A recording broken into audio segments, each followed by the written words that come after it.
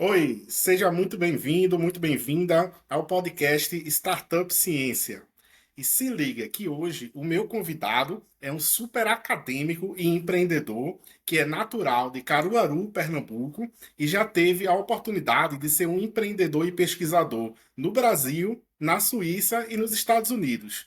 Então, seja muito bem-vindo, Onísio Leal. Obrigado, Ed. Muito feliz de estar aqui contigo hoje. Muito obrigado por compartilhar seu conhecimento, suas experiências, ok? E já começando, será que você pode falar um pouco sobre você? Quando começou seu interesse pelo empreendedorismo e inovação? Como tem sido sua trajetória? Por favor. Joia.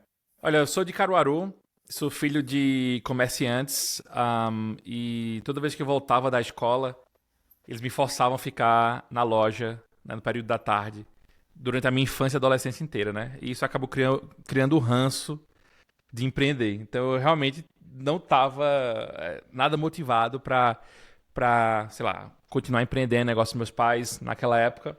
É tanto que para a escolha da faculdade eu escolhi um curso que não tinha nada a ver com o que eles faziam, que foi a biomedicina, né? Então esse foi o motivo pelo qual eu fui para a área de saúde. Era porque eu gostava, porque tinha uma pessoa na família e tal.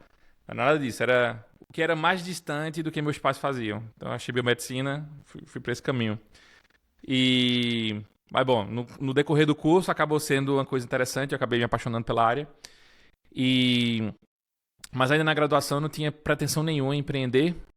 Meu sonho era fazer um concurso público, né? Essa era a grande coisa, fazer um concurso público, trabalhar na Anvisa e isso vai ser minha carreira, né? Era isso que eu pensava. E quando eu fui, daí eu concluí o curso, 2009, aí eu fui para Recife, morar em Recife em 2010, para fazer uma residência. Fiz a residência em saúde coletiva na Fiocruz. E lá a gente começou a ter um projeto que envolvia bastante a área de saúde e a área de tecnologia. Eu sempre gostei de tecnologia assim, não no aspecto de desenvolver ou programar, mas no aspecto de ser um early adopter, né? Então eu tive computador muito cedo e tal, então eu sempre gostei muito de estar nesse ambiente. E quando fui para a residência, eu vi uma oportunidade de trazer um pouco mais do universo tecnológico para questões de saúde, né? Então essa junção começou ali na residência. Fui pro meu mestrado, na Fiocruz também, e no meu mestrado veio a ideia de fundar uma startup, né, contradizendo tudo que eu tinha vivido antes, que era, não, eu quero empreender, eu achei isso um saco, etc e tal, mas no final eu tive que abrir a porta e daí eu decidi empreender. Então, na época eu me juntei com uma outra ex-sócia, e a gente fundou a AppTrack, né, algum tempo depois o Jones Albuquerque, que se tornou sócio também, da empresa, ajudar a compor ali o grupo. Então era um grupo de epidemiologistas e cientistas da computação, né? Um startup que nasceu ali no meio de um centro de pesquisa, que é o Centro de Pesquisa Geo Magalhães, né? A Fiocruz Pernambuco, com a camada científica muito densa, né? Muito priorizada nas coisas que a gente fazia. E isso culminou em alguns projetos de relevância nacional, como o Saúde na Copa, que foi um projeto utilizado oficialmente pelo Ministério da Saúde em 2014, a primeira plataforma de vigilância participativa para eventos de massa no mundo. Então a gente teve esse privilégio de ser um dos pioneiros nessa área. Foi uma contribuição fundamental para hoje para essa área científica, né? Porque existem várias plataformas e programas hoje em dia que se inspiraram no que a gente fez lá atrás de 2014. Então é um motivo de muita honra para a gente. A gente desenvolveu também por 2 anos uma plataforma aqui nos Estados Unidos chamada Flu Near You, que era uma plataforma mantida pelo Hospital de Crianças de Boston, lá em Harvard. Então isso também foi uma coisa bem diferente assim, do aspecto de uma startup fica baseada em Recife, está desenvolvendo uma plataforma que funciona nos Estados Unidos para influenza, junto com Harvard, né? Então era uma coisa, por algumas conquistas que a gente foi tendo ao longo do tempo. A gente também teve projetos nas Olimpíadas e recebemos investimento, tentamos pivotar para o setor privado, deu errado, depois a gente voltou, pivotamos de novo, um outro tipo de produto, começou a dar certo, mas não escalava, e aí a gente falou, poxa, vamos encerrar as atividades, né? Quando a gente falou isso, finalzinho de 2019, veio o Covid, e epidemias era o tema que a gente sempre trabalhava, né? Então as plataformas que a gente tinha desenvolvido na época eram, lá em 2014, né? Era focando em síndromes exantemáticas, né? Caso do sarampo, que o Brasil, naquela época, tinha perdido a certificado de eliminação. Então, era importante que o Ministério da Saúde tivesse uma plataforma inovadora para detectar esse tipo de doença. Em 2016, o problema naquela época era as arboviroses, era o Zika das Olimpíadas, então a gente também trabalhou com isso. Então, a epidemia sempre foi ali o nosso core, né? A nossa paixão. Isso foi se perdendo ao longo do tempo. E quando a gente pensou em parar a empresa, né, em desmobilizar a empresa, veio o Covid e isso reacendeu o nosso interesse. Entraram outros projetos e isso deu oportunidade para a gente trabalhar no Malawi, na África, e também num projeto que a gente juntou uma rede de 25 hospitais na Suíça, que também utilizou nossa tecnologia, né? E aí no finalzinho de 2021, a gente vendeu a empresa e o Colab adquiriu. E aí eu passei um período com eles. Agora eu estou lembrando se foi 21 ou foi 22. Mas enfim, o Colab adquiriu a empresa. O Colab é uma empresa de crowdsourcing, né? Que apesar dos fundadores serem de Recife, ela é uma empresa que nasceu em São Paulo. E hoje é uma empresa que está aí no setor de GovTechs, bombando muito. Recebeu agora recentemente mais uma rodada de investimento. Então, esse casamento foi bem interessante, né? Dessa história. E em paralelo a isso, em paralelo a essa jornada de empreender, eu continuei minha carreira acadêmica também, né? Então eu concluí o mestrado, concluí o doutorado lá na Fiocruz.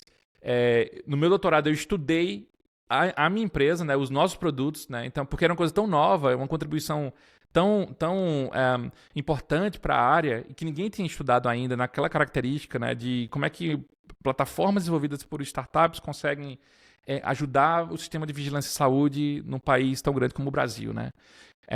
Então, essa foi a temática. Publicamos quatro artigos dessa tese de doutorado. E aí veio a oportunidade de eu ser consultor de pesquisa para a Unicef do Malawi. Então foi um período bem interessante, passei quase um ano indo com bastante frequência para o Malawi. Lá o objetivo não era para eu aplicar tecnologias da minha startup, mas de eu olhar para o mercado de startups e identificar e capturar tecnologias que fizessem sentido para a gente levar para o Malawi para trabalhar também com surtos de doenças e com desenvolvimento infantil. Então foi uma experiência bem bacana porque eu tive a oportunidade de ir para o outro lado da mesa para fazer essa prospecção, né, de diferentes mercados, né? Então a gente falou com muita gente, startups da Europa, startups do leste europeu, que é um mercado super interessante. Você tem uma altíssima qualidade de entrega de software naquela região e que muitas vezes não é falado, né, não é conhecido.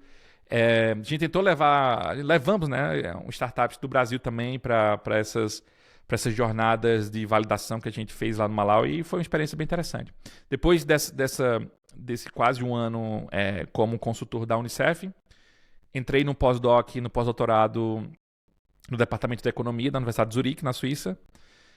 Lá eu trabalhei liderando projetos também em inovação, também no Malawi, com tecnologias diferentes, também envolvido na contratação de startups, na cocriação de produtos a gente cocriou um produto com uma startup ucraniana, bem interessante para coletar biomarcadores digitais em crianças. E, enfim, publicamos algumas coisas também nesse sentido. E depois de 4 anos lá no Departamento de Economia da Universidade de Zurique, eu migrei para a ETH Zurich, que é uma das top, acho que ela está na posição 11 das melhores universidades do mundo. Eles são muito ruins de marketing, porque ninguém sabe disso fora da Europa, né? Mas a ETH Zurich é uma das melhores universidades do mundo. E eu fui para lá para o Departamento de Ciência da Computação, ser pesquisador sênior. E lá eu trabalhei validando e pilotando uma outra tecnologia também pioneira, que foi desenvolvida ali no contexto do Covid para Digital Contact Tracing, né? Para esse mapeamento de contactantes de maneira digital. Então era a plataforma Wearable. A gente levou essa plataforma para ser pilotada e validada em vilas rurais do Quênia e da Costa do Marfim, também em hospitais, também pilotamos projetos em hospitais na Suíça. Então esse é um pouco do que eu tenho feito ao longo do tempo. E mais recentemente eu mudei aqui para Tucson, no Arizona, onde eu assumi uma posição de professor da disciplina de epidemiologia digital, que é uma área da epidemiologia que traz toda essa inovação, tudo que eu vim trabalhando aí nos últimos 14 anos, está sendo culminado nesse tópico, né, de pesquisa, nessa disciplina, nessa área. E aí eu tive a felicidade enfim, quando apareceu a oportunidade, fui selecionado, recebi a oferta e me mudei aqui com a família inteira para Tucson, no Arizona, onde a gente está morando hoje. E fantástico. Então, assim, você tem a oportunidade de unir as diversas áreas do conhecimento, né? E sintetizar é, uma nova área do conhecimento, na vanguarda do conhecimento, né?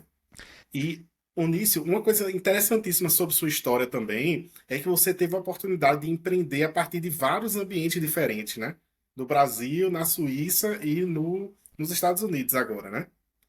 Então, explorando um pouco mais, amigo, sobre o ambiente da Suíça. Você que passou um tempo lá na Europa, quantos anos mesmo você passou na 5 Suíça? anos. 5 anos. Você passou 5 anos na Suíça, mas com o chapéu do cara que analisava startups, analisava tecnologias, né? Como é que foi? Quais são as principais diferenças do ambiente de apoio ao empreendedorismo ou do tipo dos empreendedores, da maturidade dos empreendedores que você observa, por favor? Só um detalhe, na Suíça eu ainda empreendi com a AppTrack por 2 anos. A gente teve um contrato lá com esse projeto da rede de hospitais que eu mencionei, e aquele ali foi com o chapéu da AppTrack. Então eu também senti um pouco as diferenças, né? De você ter uma empresa estrangeira tentando se internacionalizar no mercado super competitivo, no mercado que tem um sarrafo lá em cima, como é o mercado suíço. Bom, sobre o ecossistema em si, isso não é uma exclusividade da Suíça, né? É muito parecido assim no ecossistema geral da Europa, né? Se você pegar ali Alemanha, França, Itália, você vai ver muitas similaridades com essa questão da Suíça, pelo fato da Suíça estar enfiada ali no meio desses países, né? Então ela acabou pegando algumas questões. Acho que uma das principais diferenças que eu noto entre o ecossistema da Suíça versus o do Brasil é que a maturidade de inovação que é levada para o mercado é muito alta. Então, assim, dificilmente sobreviveria no mercado suíço várias startups que hoje estão no Brasil rodando pelo fato de não ter uma maturidade de inovação, sabe? Você tem várias startups em Recife ou em São Paulo, enfim, nos ecossistemas brasileiros que estão faturando super bem, mas que não tem um componente de inovação certo. Assim, eles são muito bons na entrega do software, por exemplo. São fábricas de software, né? Ou são produtos que têm uma robustez muito grande do ponto de vista do produto, mas quando você vai olhar a inovação em si, o que é que está sendo utilizado ali, que fica na fronteira do conhecimento, não tem nada de muito novo, né? E na Suíça, isso é o contrário. Empresas dessa categoria, elas não conseguem sobreviver, elas não conseguem entrar no mercado, porque a oferta lá é muito grande, né, de serviços de altíssima qualidade. Então você fala, a startup consegue fazer isso por causa de um preço. Você consegue achar uma empresa mais tradicional que tem um preço super competitivo também e consegue entregar essa qualidade de software. Então acho que a inovação em si do que está sendo entregue é uma coisa que diferencia bastante o mercado suíço nisso. Claro, não tem como comparar muito aqui as oportunidades de capital, porque a Suíça é um país muito rico, é um país muito pequeno, né, uma população de menos de 10 milhões de habitantes, e você tem ali indústrias bem consolidadas, como a Big Pharma, por exemplo, né, as grandes farmacêuticas ou têm grandes sedes lá ou nasceram na Suíça. Então você tem esse fomento muito interessante de capital. O governo está muito junto no fomento de startups com chamadas que concedem valores significantes que suportam esse tipo de desenvolvimento, porque, de novo, não sei como é que está hoje no Brasil, porque já faz aí 5 anos que eu estou fora, né? Mas na minha época, para a gente conseguir um financiamento de uma agência nacional para startup era muito difícil. E quando conseguia, os valores não eram muito altos. Então você sempre ficava nessa limitação de, beleza, quem que vai fomentar aqui o empreendedorismo nesse nível de risco, né? Será que realmente eu preciso ir para o mercado levantar um investimento para poder financiar aqui minha inovação, né? E no Brasil é mais limitado esse tipo de flexibilidade, né? De opções. Na Suíça não é bem assim, né? Existe essa abundância de recursos, mas, de novo, é injusto comparar esses dois ecossistemas porque são características muito distintas. Ao mesmo tempo, o fato da Suíça fomentar muito a inovação e a possibilidade de gerar spin-offs dentro da academia, isso ajuda bastante o mercado se organizar, o ecossistema se entender nesse sentido e promover essas oportunidades. Só para você ter uma ideia, lá na ETH Zurich, que foi a minha última instituição, eles têm um sistema desde os anos 70 de selo de spin-off. Então, desde os anos 70, aquela instituição, que hoje é a top 11 do mundo, ela dava o carimbo e a chancela de negócios que nasciam dentro de seus muros. Porque eles sabiam que aquela tecnologia que estava sendo desenvolvida era promissora o suficiente para criar um impacto na sociedade. E aí eles iam fazer... Desde os anos 70, Ed. Então, veja, essa maturidade e senioridade do ecossistema em fomentar esse tipo de situação, isso faz muita diferença, né? Dos anos 70 até hoje, só spin-offs, tá? Não estou falando de startups que cresceram e morreram, falando só de spin-offs. Foram mais de 500. Dos anos 70 até hoje lá, foram mais de 500 para uma população que é menos de 10% da população do Brasil. De novo, sem comparações, porque questões socioeconômicas da Suíça são bem distintas, mas de qualquer forma. Para você ter uma ideia, dessas 500, nos últimos 10 anos foram 300. Então, existem 300 spin-offs nos últimos 10 anos, spin-offs da ETH. Eu estou considerando só a ETH Zurich, sem contar a Universidade de Zurique, que é um outro celeiro de inovação, um pouco menos intenso do que a ETH, mas também geram startups lá. Então, isso aí é só para te dar uma amostra de como é importante, ou como o mercado lá fora entende a inovação que a startup está propondo. Inovação de verdade, tá? Não estou falando de eu criei aqui um chatbot que agora usa o ChatGPT para fazer... Não é isso que eu estou falando. Falando de inovação que só tem dois ou nenhum competidor nesse sentido. Que até fica difícil você defender a sua tese para o investidor falando assim, você não tem competidor e qual que é o mercado? Então não quer dizer que não tem mercado. Pô, não sei. Não sei se essa premissa é verdadeira. E você, Ed, você teve experiência na Dropper, você teve experiência na Singularity, você sabe que coisas que estão ali na fronteira do conhecimento, fica muito difícil você provar seu ponto de vista, porque você não tem um benchmark para ser feito, né? E aí como é que faz? Como é que... Né, você tem que confiar no ecossistema. Infelizmente... E muitas vezes as pessoas não entendem, né? Exatamente. E muitas vezes a confiança ou a consistência do ecossistema, ela precisa garantir que o empreendedor tenha confiança nele para poder arriscar dessa maneira. Infelizmente, não acontece isso, na minha perspectiva, no ecossistema especificamente de Recife, do Porto Digital. E depois a gente fala sobre isso. Porque eu tive uma experiência muito ruim com o Porto Digital, né, com o NGPD, com o Núcleo de Estudo do Porto Digital, e que eu não recomendo a ninguém. Se alguém, de novo, minha visão pessoal, se alguém perguntar assim, o que é que tu acha do Porto Digital, eu vou começar a empreender, eu falaria para a pessoa, não vá para lá. Existem outros caminhos, tá? Mas a gente pode falar mais isso se você quiser daqui a pouco. Uhum. Certo, é interessantíssimo essa perspectiva, Onísio.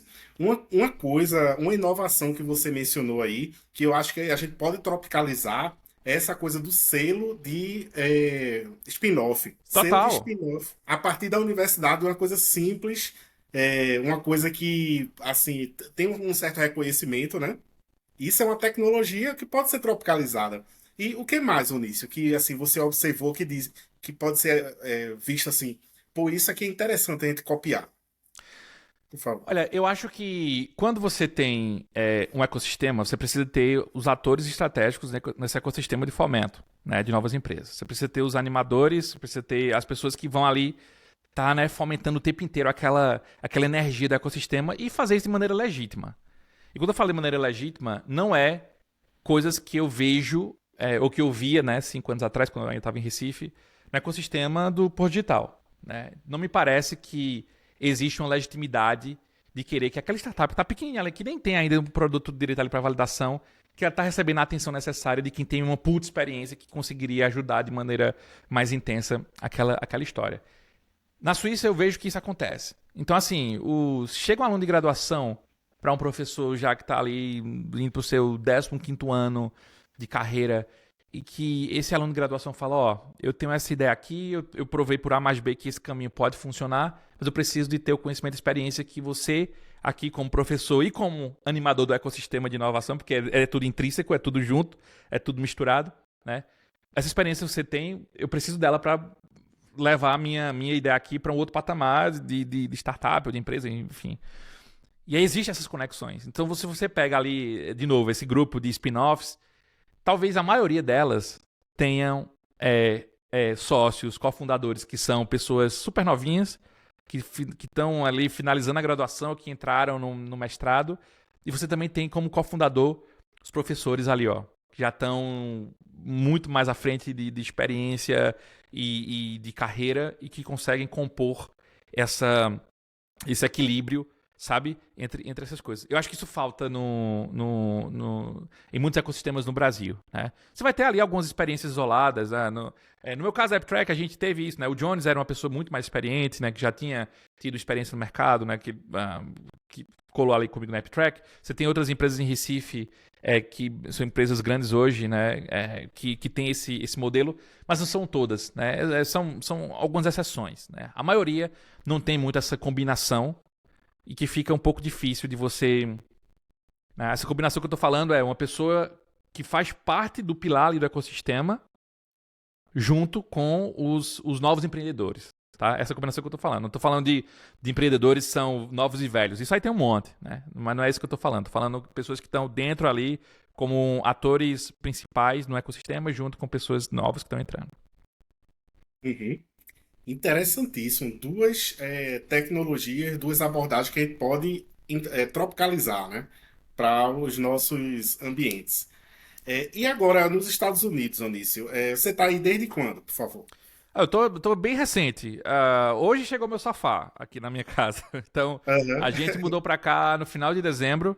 E é bem recente ainda. Não tem nem 2 meses que eu. Quer dizer, hoje faz exatamente. Hoje vai fazer exatamente 2 meses que eu mudei pra cá. Certo, mas você já observa algumas diferenças lá do ecossistema da Suíça e do Brasil, por favor? Sim, aqui é bem interessante de ver isso, porque eu saí de uma universidade que era uma das top 11 do mundo, como a ETH Zurich, que não tinha problemas de orçamento. Né? Você tem ali uma disponibilidade muito grande, uma abundância muito grande de recursos dentro do nosso departamento, sem falar da instituição. Então, só o departamento já era uma coisa absurda de abundância de recursos. E vim para uma universidade, a Universidade do Arizona hoje, que é público, que ela passa por uma situação financeira muito difícil. E não é de hoje, né? Já faz aí, sei lá, uns 5, 6 meses que eles estão com essa situação bem difícil. E apesar dessa dificuldade, os programas de inovação, existe o University of Arizona Innovation, se eu não me engano, acho que é o nome desse programa, que é um programa que fomenta patentes e startups dentro daqui do ambiente. Programas como esse não sofreram impacto de redução, mesmo com a crise financeira. Então, todos os departamentos eles sofreram, sim, algum tipo de impacto, mas isso não foi repassado, não foi descontinuado, uma coisa como essa, porque isso é visto como estratégico. Você gerar esse tipo de coisa é visto como estratégico. Recentemente, eu tive uma reunião com um professor aqui da bioengenharia que está desenvolvendo uma tecnologia vestível, um wearable, que utiliza os flexible PCBs, né, que são essas placas que são flexíveis. Então você consegue trazer um outro tipo de arranjo para um vestível, né? Não é tipo o Apple Watch, por exemplo, que isso aqui não é o chip que roda aqui dentro, ele não é flexível, ele é uma placa única, né? Mas esses que eles estão desenvolvendo, os flexible PCBs, eles são super flexíveis, eles são carregados sem fio. Então você tem um carregamento sem fio, você não precisa estar conectando um fio, botando ele em algum lugar para carregar. Transmite dados via LoRa, que é uma tecnologia de conexão de rede, assim, que não precisa de internet. Então, assim, um projeto como esse, ele tem a universidade como parceira e ela aqui também tem o sistema dos selos das spin-offs, né? A universidade tem ali uma participação também na empresa e agora estão fomentando uma rodada de investimento, não investimento de investimento em si, mas um grant. Eles estão fomentando agora um grant de $30 milhões. Então, em que cenário a gente vê no Brasil que existe um fomento para uma inovação que tem uma startup envolvida na casa de R$30 milhões, que não é nem perto de $30 milhões, né? Em que ambiente, em que cenário a gente vê isso? eu acho que Ainda não tem. muito raro, né? Se tiver, são pouquíssimos casos desses, né? Se tiver. Aham. Onísio, uma pergunta, por favor. E nesse caso de que a universidade tem participação na empresa, né? E, assim, como se dá essa participação? Através do fundo de investimento ou é através assim, no momento da criação, porque foi fruto de uma pesquisa? Como é que é esse arranjo? Sim, Por favor. tem vários modelos. Esse modelo de participação na universidade em startups aqui nos Estados Unidos é super comum, tá? E cada instituição ela modela isso da maneira que acha que faz mais sentido, né? Inclusive as instituições privadas, né, como você pega as grandes, Harvard, Stanford, MIT, eles têm um modelo bem consolidado e geralmente é um modelo bem leonino, assim, do ponto de vista do nível de participação que a universidade tem. E você tem outros modelos nas universidades públicas, que é a que eu estou, por exemplo, a Universidade do Arizona, é uma universidade pública aqui nos Estados Unidos, que são um pouco mais conservadoras em termos do equity que ela vai ter ali no negócio final, né? Então, isso varia bastante de instituição para instituição. Mas, basicamente, uma coisa que, de repente, vai ser comum a todas é essa história de que, beleza, eu desenvolvi essa inovação, essa ideia de produto dentro da universidade, com os recursos da universidade, com o tempo que a universidade me remunera. Então, nada mais justo do que existir essa contrapartida da universidade ter uma participação ali. E essa participação acaba facilitando o trânsito e o alcance de outras, sei lá, de outras oportunidades de investimento, coisas desse gênero, né? Então, essa participação formal que a universidade tem, que a instituição tem, no negócio que está sendo criado, isso acaba facilitando esse acesso ao capital, não necessariamente apenas venture capital ou investimento semente, enfim, o nome que o valha, mas oportunidade de, beleza, essa startup aqui, ela tem o selo, a Universidade do Arizona é sócia dela, então talvez um setor do governo que quer utilizar esse produto confie nesse arranjo e consiga facilitar um contrato, por exemplo, entende? Então não só no ponto de vista do investimento em si, mas do ponto de vista comercial, isso também facilita bastante.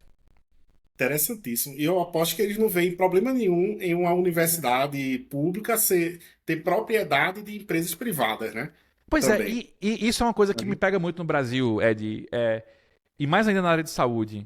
Cara, quando eu falava lá em 2013, 14, que eu estava empreendendo, que eu tinha uma empresa de saúde, de epidemiologia, de saúde pública digital, cara, meus professores, os colegas assim, quase que sabe, assim, e soa mal, Soa sendo mal, soa né? ruim você querer Uhum. empreender nesse sentido. Eu sei que outras áreas têm isso, mas na saúde é uma coisa que, bom, espero que tenha mudado bastante, né?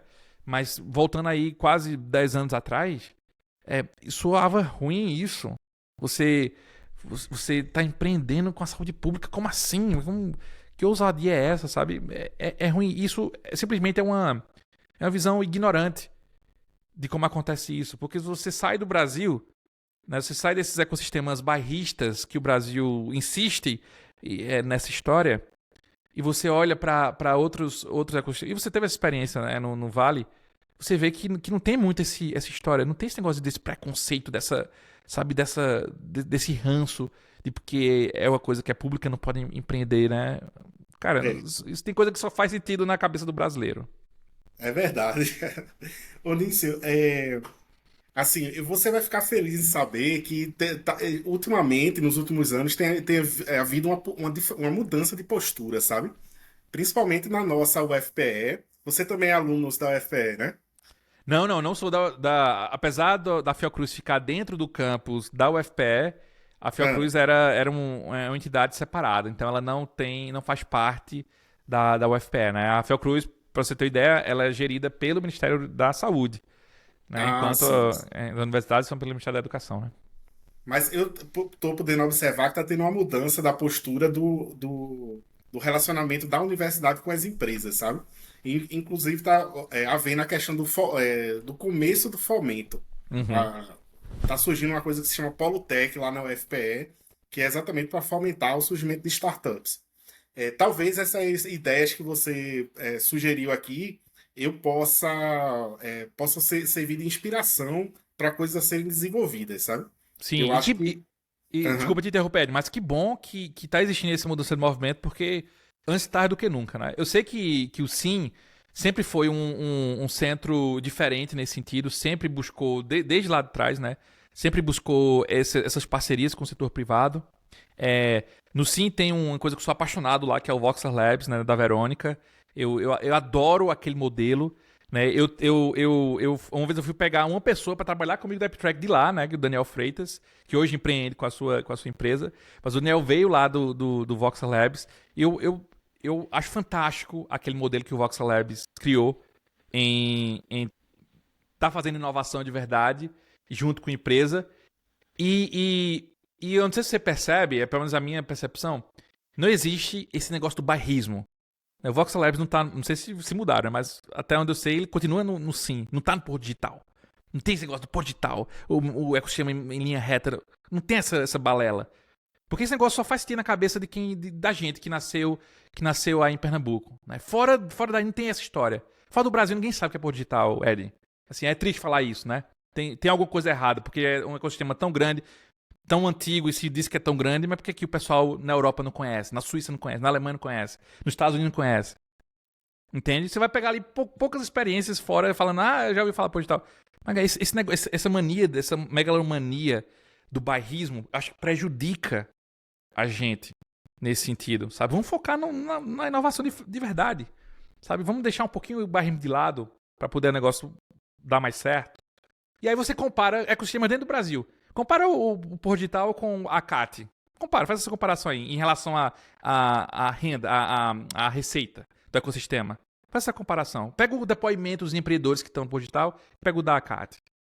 Faz essa comparação interna para você ver se eu tô falando alguma coisa que não faz sentido, sabe? E esse meu sentimento muito triste que eu tenho com o Porto Digital não foi só porque eles me deram um calote, o NGPD me deu um calote de mais de R$1 milhão lá na época da Zika.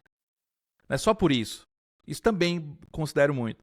Mas é porque eu descobri que eu faço parte de um clube de empreendedores que, porque não quiseram dançar as regras políticas por digital, foram escanteados. Se você pesquisar por aí, tem muito empreendedor assim. Entende? Então, assim, essa é a grande tristeza que eu tenho de em algum momento ter feito uma pequena parte do Porto Digital ali e ter visto que eles têm um lado que prejudica o empreendedor. E que esse tipo... eu tô falando isso de coisas de 8 anos atrás. Espero muito que isso tenha passado, melhorado, né, que as pessoas tenham mudado, né, que as abordagens tenham mudado, que a política de influência tenha diminuído nesse sentido e que, de fato, eles estejam focando hoje no que realmente importa para fortalecer o ecossistema de empreendedorismo em Recife. Excelente observação, amigo. Eu não sabia que tinha acontecido essa questão de um calote na época da Zika, né? Foi um produto que vocês desenvolveram, foi? Isso, foi um produto que a gente desenvolveu. A gente foi convidado, né? A gente, na época... E de novo, quando... Eu vou fazer uma comparação aqui, uma analogia para você entender mais ou menos qual que é o sentimento que às vezes rola. Quando vem um Covid da vida, o pessoal que não é da área de saúde, da área da epidemiologia, que é quem estuda epidemias, quando vem uma situação como essa, todo mundo fala, então é fácil construir um software. E hoje é muito fácil construir um software, certo? Todo mundo acha que o problema se resolve só na arena da engenharia do software. Mas quando a gente está falando de saúde e de epidemiologia, a parada é bem diferente. Então, da mesma forma como teve um boom de empresas, e todo lado, empresa que queria se meter com saúde para resolver o Covid, querer vender produto, isso teve um boom. Isso aconteceu lá em 2015 e 2016, quando estava rolando o comecinho da Zika. Quando começou, quando a sociedade começou a perceber que estava rolando uma coisa como essa, algumas empresas começaram a falar, eu também sei fazer isso aqui. Mas, na verdade, naquela época, nós éramos os únicos no Brasil que tínhamos desenvolvido plataformas que tinham rodado na Copa do Mundo, que estavam rodando nos Estados Unidos, que ia rodar nas Olimpíadas. Então, a nossa expertise de ter ali vários anos de mestrado e doutorado dentro da fundação que criou a nossa empresa na época, faziam diferença na entrega daquele produto. Bom, naquela época, a gente foi chamado na agonia, né, para poder fazer parte de um consórcio, né, ou de um grupo que estava para desenvolver uma plataforma. A gente começou a desenvolver a plataforma com a promessa de que o contrato ia ser assinado e a gente ia receber. A gente entregou a plataforma em 6 semanas. A gente montou um time inteiro. A gente teve um contrato assinado. E depois aí, em torno de uns 6, 8 meses, de tentar muito falar assim, pô, a gente vai receber o dinheiro, como é que tá aí? Eu fui pra uma reunião lá no NGPD com uma das pessoas que dirigiam na época. E ele falou, a gente não vai... Existiu o recurso da prefeitura, que ia pagar isso. Mas a justificativa foi: não vamos pagar vocês porque isso não faz. Não tá mais na nossa agenda estratégica aqui e vai ser muito custoso pra gente. E aí, como é que você retira um faturamento ou impossibilita uma empresa, startup, com todas as suas dificuldades, ele está começando, né, de você ter uma perda de um faturamento relevante? Até hoje em dia seria relevante um contrato de 1 milhão para um startup que está no seu começo. Como é que o agente principal do ecossistema, que se diz, né, a base do ecossistema, né, que se diz o fomentador dessa rede, como é que um agente como esse cria um impacto negativo desse tamanho para uma startup? E Ed, até então a gente nunca tinha faturado, até aquele projeto, a gente nunca tinha projetos no Brasil. Sempre eram projetos que a gente faturava em dólar, porque eram projetos para fora do Brasil. Nossa primeira tentativa de trazer um projeto para o Brasil, né, desenvolver no Brasil, a gente acontece isso. É realmente impactante, né, para qualquer startup. E onde isso, assim, sem citar nomes, assim, você pode mencionar um pouco sobre, por exemplo, uma coisa que você falou das regras não escritas que muitas vezes as pessoas não querem seguir e são excluídas do círculo de negócios, né, digamos assim. Que regras são essas, assim? Todo ecossistema vai ter as suas pessoas de referência, os seus gurus, né? E o fato da gente não questionar esses gurus, essas pessoas que montam essas normas sociais de um startup ou de uma empresa que está começando a fazer parte daquele ecossistema, se a gente não questiona quem está fazendo essas regras não escritas ou essas normas sociais, fica difícil a coisa ser mudada de uma hora para outra. Eu não estou dizendo que isso é um problema do ecossistema, isso pode ser uma característica de você ter essas normas, né, essas regras é, que precisam ser seguidas para os novos entrantes.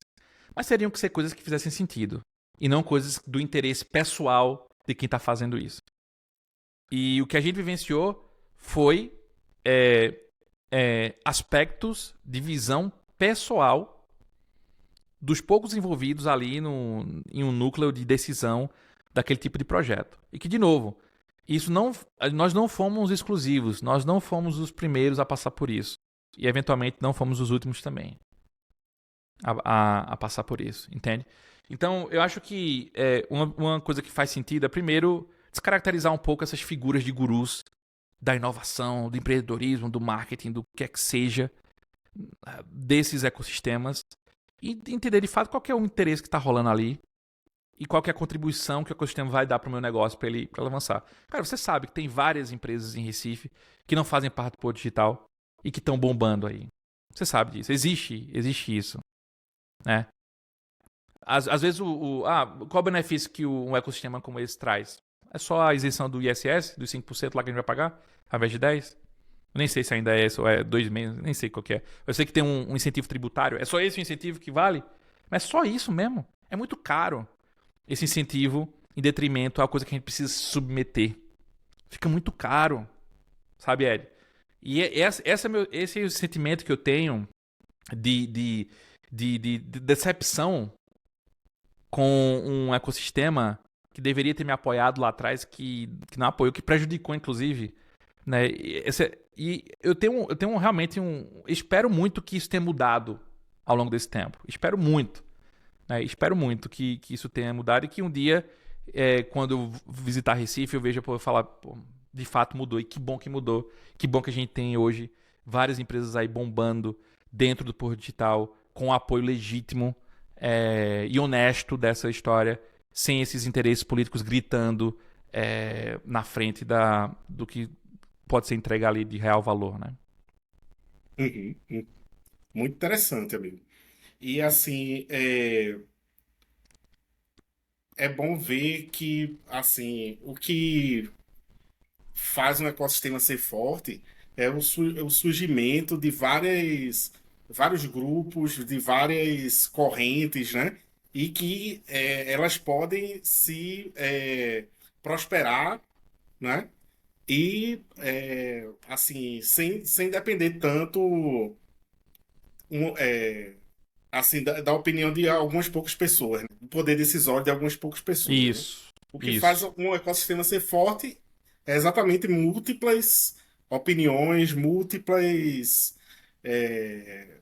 forças, né? Múltiplos Se, interesses, inclusive, Eri. Veja Uhum, só, não é problema existir um interesse estratégico desde que ele seja inclusivo, desde que ele faça sentido para o impacto na sociedade. Tá? Mas não existe problema nisso. O problema que existe é quando esse interesse é único. Ele é reduzido a poucas pessoas, entende? E que uhum, a falta. E que o fato de você ser contra isso, você não conseguir se adaptar, isso gera uma represária nesse sentido. Né? Gera um tiro pela culatra nesse sentido, sabe? Essa é que é a parte ruim da história. uhum, uhum. Muito interessante, amigo, sua história e saber um pouco mais. Do meu lado, o que eu posso fazer é dar a visibilidade, o canal, né?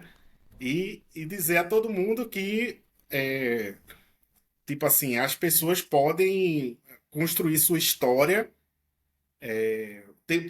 Tem altos e baixos, faz parte da vida de empreendedor, né? Sim, Mas sim. como você pode chegar longe e brilhar, independente dos baques que porventura tenha na sua trajetória, sabe? Sim. Mas Ed, só pra você também Uhum, entender uma coisa, é, eu não me acho um empreendedor bom, é tanto que eu não tô mais empreendendo hoje.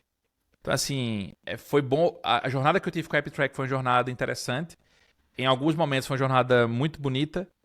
Em muitos momentos foi uma jornada muito estressante. A gente encontrou parceiros que se disseram parceiros num momento e depois se rebelaram. Agora eu não estou falando só do NGPD, mas estou falando de investidores ou possíveis apoiadores, mentores, né? Então, o empreendedorismo não é. Não, eu sou muito contra romantizar o empreendedorismo, porque na real você tem que vender carro se aparece uma crise. Eu vendi meu carro em algum momento, sabe? Você tem que ali articular com o investidor que quer tirar o investimento. Enfim, faz parte do jogo isso. E eu entendi que tem vida sem isso também, sabe? E sem ter o peso de que, pô, desisti. Foi uma jornada, foi um aprendizado, né? Um curso informal que eu tive de empreender, né? De ter uma empresa que a gente não foi empresa muito grande, mas chegamos aí, teve uma época que a gente tinha, sei lá, 25 funcionários, a gente recebeu investimento, a gente viajei o mundo inteiro para falar sobre AppTrack, a gente teve plataformas rodando em vários países do mundo, faturamos em dólar, faturamos em franco suíço, faturamos em euro em algum momento. Então, assim, foi uma jornada muito interessante. Mas o que eu digo pra você é que eu não sei se eu tô pronto pra encarar uma nova jornada de empreendedorismo, sabe? Às vezes eu fico eu quero fazer isso. Às vezes eu penso assim, putz, mas né, a parte boa é muito pequenininha em relação à agonia que você tem que passar.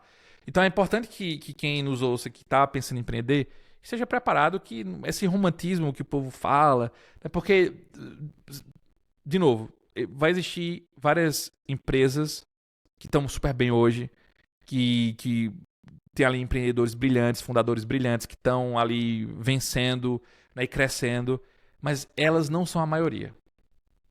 Elas não são a maioria, né? Então, um cuidado para a pessoa não se inspirar por a coisa que é a exceção e não a regra, né? A regra é que você tem que batalhar bastante ali e às vezes isso não é para você e tudo bem.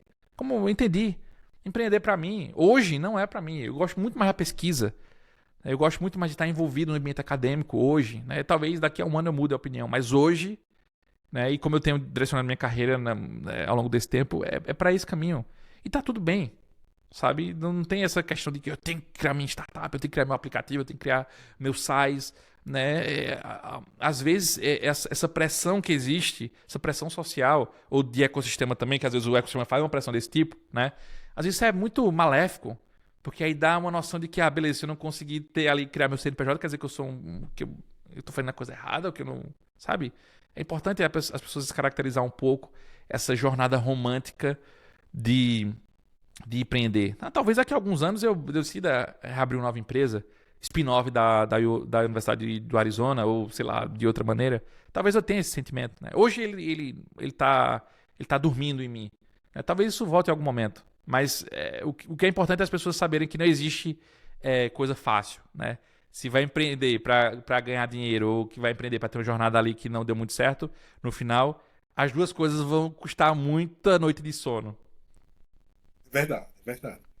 E toda trajetória tem aprendizados e benefícios, né? Que a pessoa carrega consigo. Onísio, muito obrigado, amigo, pelo seu tempo, pelos seus insights. Eu acho que esse episódio ficou interessantíssimo, sabe? A gente tem muitos insights legais que podemos compartilhar, né? E tirar. Você tem alguma consideração final, por favor? Não, só isso, Ederson. Agradecer o espaço, né? Falei coisas aqui que eu não tinha falado publicamente em outros lugares. Eu acho que é uma mensagem importante para que a gente entenda, ou pelo menos traga o componente de questionamento e de crítica a coisas que já estão estabelecidas e que eu me senti na obrigação, né, de compartilhar nesse espaço com você, já que o ambiente que eu passei ele tem tudo a ver com startup com ciência. Né? A gente veio de instituição científica, eu continuo em instituições científicas, eu empreendi com as minhas startups, eu tive essas experiências de estar do outro lado da mesa, selecionando startups, dando recursos para startups, enfim. Eu tive essa oportunidade de compreender ecossistemas diversos em vários tipos de assento, né? Digamos assim. E fico feliz de ter um espaço como o teu para trazer um pouco desses pensamentos e experiências passadas para que ajude outras pessoas a não cometerem erros que eu cometi ou a questionarem coisas que parecem ser é, a bala de prata, mas na verdade no final tem ali alguns interesses que sobrepõem o impacto que isso vai causar. Uhum. É isso aí. Todo mundo se ajudando, a gente chega mais longe, né, amigo? Então, muito obrigado, Onísio. Muito obrigado a todos os ouvintes e nos vemos na próxima episódio. No próximo episódio. Um abraço. Valeu, Ed.